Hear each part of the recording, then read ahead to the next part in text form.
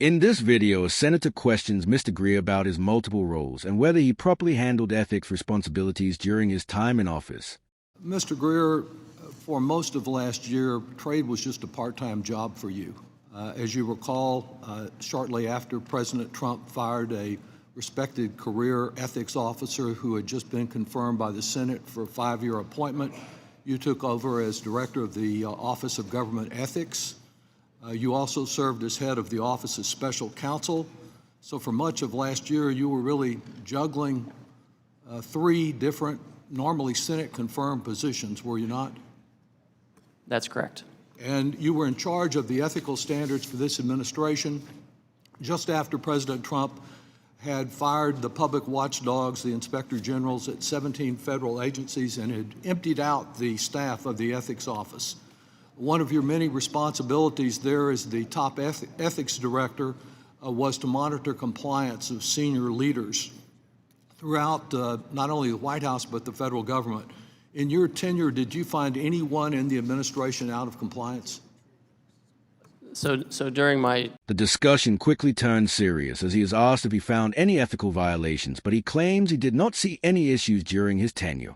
short tenure at OGE, Well, it was almost half a year, right? I authorized the career staff there, non-political staff, to operate the agency, and I didn't interfere in anything. I didn't find any ethical issues, nor did they bring anything to my attention. Well, let me ask you one that relates specifically to trade. Last October, when you finalized an agreement to dramatically lower tariffs for Vietnam from 46% to 20%, was it just a coincidence that Vietnam had just fast-tracked a $1.5 billion golf course and skyscraper outside of Hanoi for the Trump organization? I don't have any familiarity with any Trump organization deals. Did your office conduct any ethics review or conflict of interest analysis before or during these Vietnam negotiations, given the simultaneous Trump organization efforts to get fast-tracked for its golf course? So I was not in charge of OGE in October, and we don't review individual real estate deals. You were in charge of trade, so the fact that there was public attention, there were actions taken by the Vietnamese government to speed this up, that was just not a factor for you at all. So I mean, having a 20% tariff on Vietnam is not really... The senator then raises concerns about trade deals suggesting possible links between tariff cuts and business benefits connected to the Trump organization. Seen as doing a favor for Vietnam. Well, cutting it from 46 to 20% may be considered a favor by some. And if you want to go back up, sir. Just one of many examples. You're also familiar with the fact that Swiss industry chiefs visited the Oval Office, gave the president a gold bar worth over $100,000 and a Rolex clock, and just after that, the tariffs for the Swiss fell from 39% to 15%. Let me ask you about what you told me last year about the way the trade office operated when you were chief of staff at USTR. And that was my concern about tariff exemptions and a number that were granted. Because as you know, the Government Accountability Office showed from its analysis of the exemptions that were granted during the first term, considerable favoritism to those. More pressure builds as questions are asked about gifts foreign leaders and possible favoritism in trade decisions, but clear answers are not given. Have been Republican donors.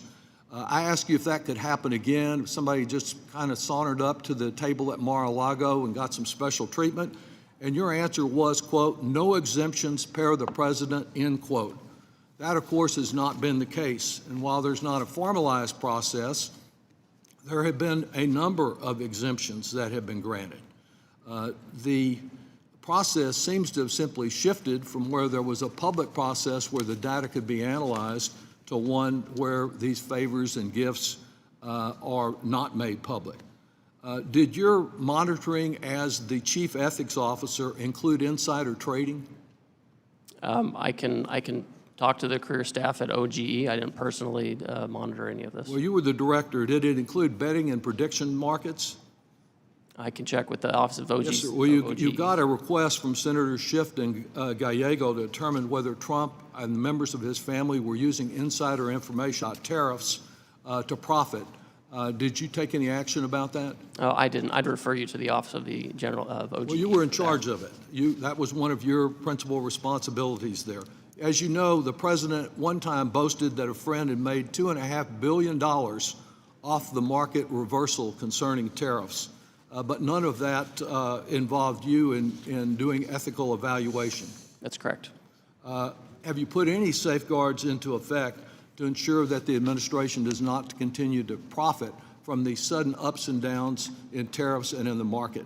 So I don't run the Office of OGE. When we do trade negotiations, there are a million factors that go into it, dealing with foreign countries. I'm sure there are. Et cetera. And so these are not. Do you disagree with the estimate from both Forbes and the New York Times that since Mr. Trump has been in office, his net worth has increased by about $1.4 billion in 1 year? I don't know what the president's net worth is. I'm sorry. Thank you. Mr. Smith. The focus shifts to insider trading and whether any safeguards were in place, yet Mr. Greer repeatedly avoids giving direct responses.